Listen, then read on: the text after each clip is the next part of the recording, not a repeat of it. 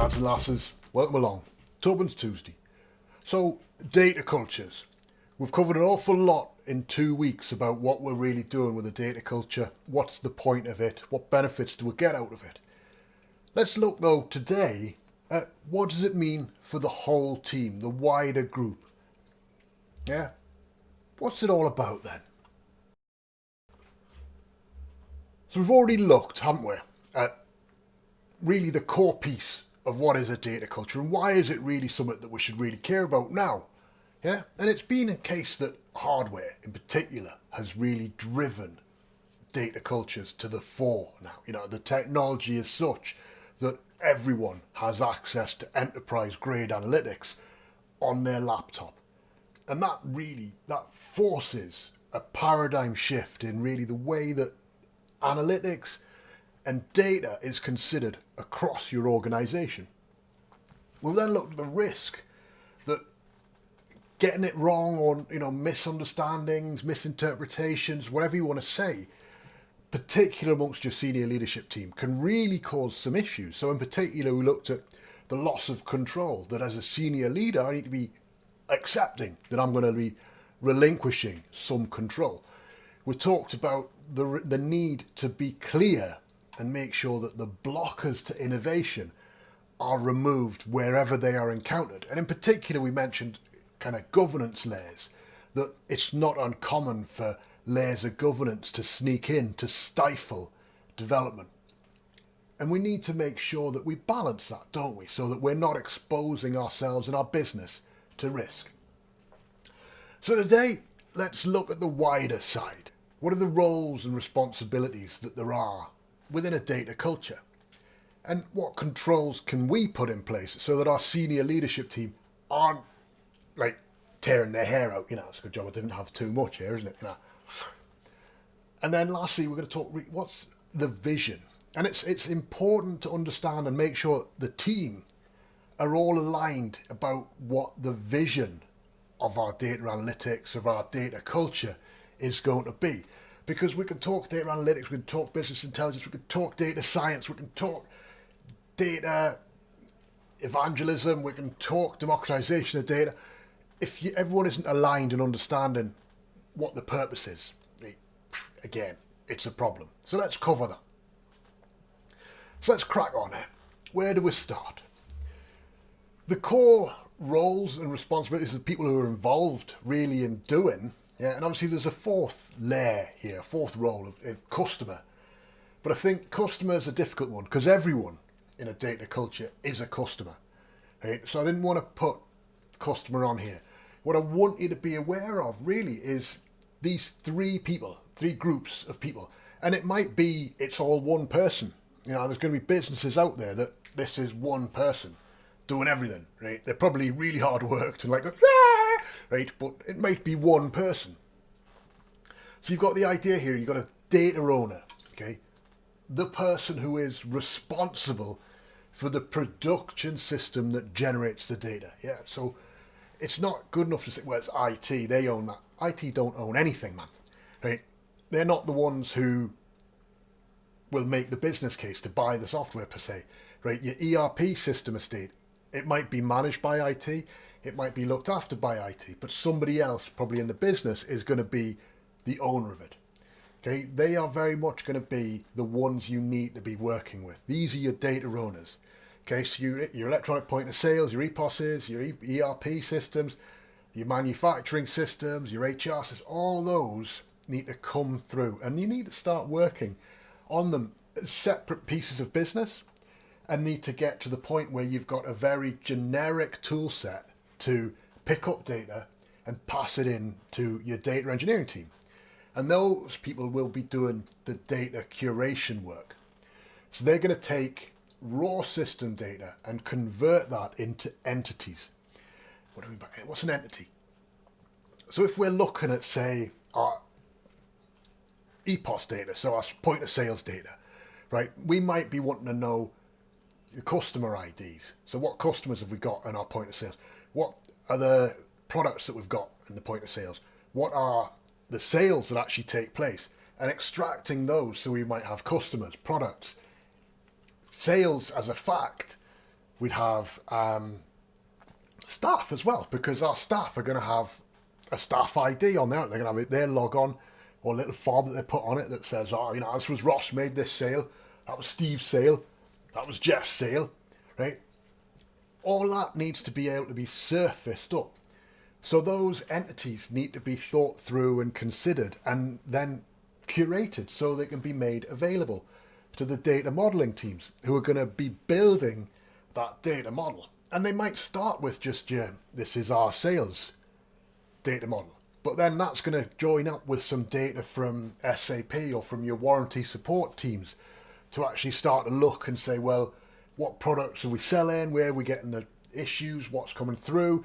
And you start to cross-pollinate your data sets and build up larger scale data sets from the smaller sets. So for all on day one, I'd imagine that you're going to have pretty much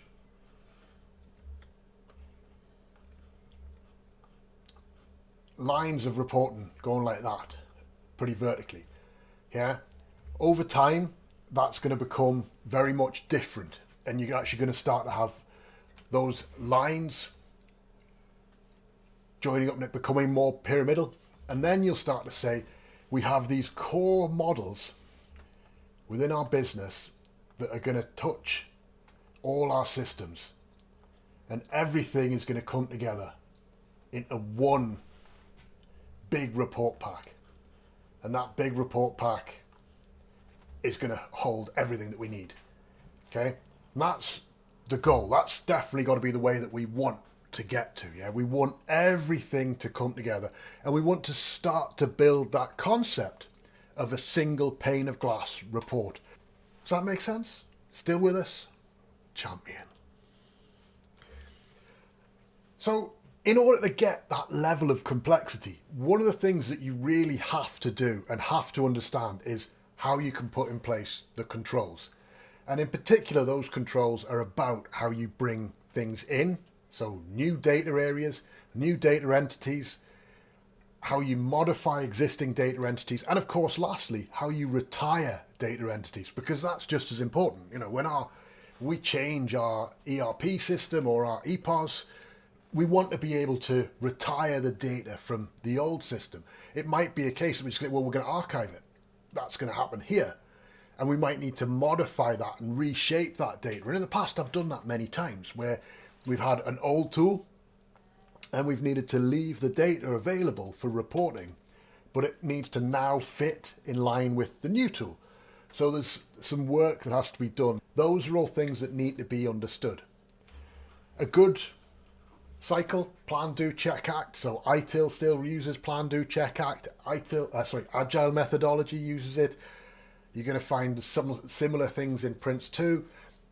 It's something of doing it. The key thing is pick your process and stick to it. Be consistent with how you use it.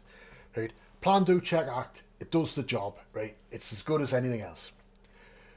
Your core steps, though, that you need to be understanding or need to be aware of, right, is your understanding. Firstly, do you understand from a business standpoint where the request is coming from? Okay? Because it's not good enough being, well, I'm the analyst, I know what's going on, or I'm data engineer, I'm system owner, I'm it, right? No. Somebody is making a request from an analytics standpoint. You need to understand it from an analytics standpoint. That has to be understood, because only then can you really understand the prioritization of it. Okay? Prioritization is a difficult one because it's going to be in terms of we've got this much resource, be it financial, be it human. Right? We can do so much. What is the critical things to happen this cycle? Okay, that's a big thing. Development days is useful because cost is something that's it's quite an emotive one, cost, and it can change. And if you go with days of development, we can start working through what our cost per day of development is, and that's an easier discussion. But you might find, well, today we're having to rely on contract resource. Tomorrow we've managed to take on some in-house resources. Right? As you start to break those down, you'll start to be able to understand a bit more. But start simple. It's really key to understand, though, the cost for when you come to prioritize, because it might be something that's really important to the business, but they ain't going to pay for it. And if, it's beyond the skill of your whole team, if, you go, well, I didn't want to pay for someone, right, they're going to have to use what we've got, that makes it difficult, doesn't it? So it's key. You need to get people in the mindset of understanding the prioritization, costing, paying for it, that kind of thing. Once you've got that done, though, and you know the priorities of all your work that you've got coming through, you can start to schedule it. And I'd say, obviously you schedule your high priority stuff first. But if you're going through, we've got this critical one here, it's going to finish on Thursday, I've got this little one here that's a day, right? Slot the little one in for a day rather than starting a new big piece the day, And then if it slips, you can slip the little thing, right? Those are the kind of things that you're going to do, right, when you're starting to schedule it. Be sensible about that, right? And then lastly, you're going to look at your delivery. So making sure that you've got a good delivery pipeline. Right? It's not rocket science, this, man. Right? UAT, is it happening? Is somebody signing off? We've got somebody from the business saying, well, yeah, man, that's champion, just what I wanted, right? And of course, if it's not delivering everything that was requested, has that been accepted? Is that signed off? Because the last thing you want is to be going, hey, I've done this guy you a favour, right? I'm well happy about it. Put it in, and then they go, oh, you missed that bit there. It's not right. Why are you there? Right? And you go, hang on. If you've got a little signature, oh, pal, you signed here saying it was fine. What are you talking about? It's amazing how those things go away. Might seem like mean and obstinate, but you've got to be realistic with this stuff. This is never going to stop. There is always going to be requests for change, a backlog of change. And this is one of those areas which is why a good data culture is critical. Because a good data culture removes the need to do big chunks of this. If you, as a customer, can build a report yourself, right, I'm not going to have to log a ticket, wait 6 months for a report to be built, right? That's part of the point, isn't it? Right? That's part of why you want your data culture. That's part of the, hang on, what's that word? Vision. So, your vision, this is one of the things we talk about, right? Data culture, it brings about a democratization of data in that once everyone has access to the same data, I can't turn and go, well, that's mine. You're not allowed to look at that. You're not allowed to look at that either. No. Right? It's democratization of data. We start to be able to look and compare and understand everything that's going on. And then through there, we get this unity of vision. We start to unite. We can start to be more we start to show levels of empathy between different departments rather than having like silos. We're like, start, sales having a bad time with this, right? But look, it's, and we can see how it affects here. And if sales push and they make targets and they sell loads, but then warranties aren't there, or we've got gaps, or we've got this, right? All of it starts to piece together and you start to get that unified way of thinking. The business starts to move in a single direction. And then through there, you kind of get some balance. Or is it the clarity that you're looking for? That we're not quite clear about what's happening here or there. Sit down, though, and understand, before you really push this too far, what is our guiding vision of a data culture going to be in my organisation? So what do you reckon then? Is it starting to make sense? We want to do a data culture because we want to expand how we use data within our business. We want to transform the way we look at our data and the way we look at our business processes because of that. Once you're able to start to build data models and reporting infrastructure that crosses your processes, you start to be able to understand how departments actually interact together as well. It's amazing. It's a transformational story. I know from my experience watching how different departments start to go, this affects them. That changes that. And as that starts to take shape, you have a whole different level of unity that starts to appear within your business. And from that level of unity, you can start to leverage and grow and expand your usage of data. And with that usage comes a far greater understanding of actually what it is that you're doing. And that's what you want, isn't it? Because if your team are aware of what's going on, they're invested. And when people are invested and have an emotional attachment to their company, right? And I don't mean like, I hate the place I work at, man.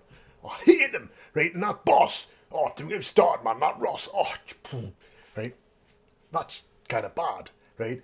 But if you get the point where you've got a good data culture, people start to be going like, I saw this, I watched the way this worked, and I was able to really change it. And I could see how when I'm making sales to my customers, that benefits our manufacturing team, and then they can see what's going on. And then I'm aware that manufacturing are going to be, they've got capability to build more of these. Whereas before I was selling product B to my customers because I thought that was what they wanted. But I found out from manufacturing that's really difficult to do, and our profit margin is much lower. But if I sell A, that does pretty much the same as B, but it's newer, right? So our customers are happy. It's actually a little bit cheaper for them in terms of, in long term, the total cost of ownership as opposed to like the on the day price. It's much easier to sell. My job's changed. My commissions are up. The company's selling more. The profits are up. It's transformative. Whereas if you have your sales team separate from your manufacturing, you might have them saying, oh, product B, we need to be keeping them sales going higher. You know, why are they dropping? And they're not aligned. And then your customers aren't happy because they're going, wait, I want to buy this other product, but he's just not selling it. Starting to get that consistent viewpoint pays dividend. So don't forget, like and subscribe down below, right? Head on out to geordieintelligence.co.uk, become a member. We've got training courses going on at the moment. We're looking at bringing in some really basic Excel courses as well. I've had some mention that might be of use to some people. Probably won't be a course, but we might just put some videos together, maybe less than 5 minutes per video, how to do something in Excel. Okay, see how it goes. And lastly, of course, don't forget, we're Fridays. We're back to doing something for the weekend.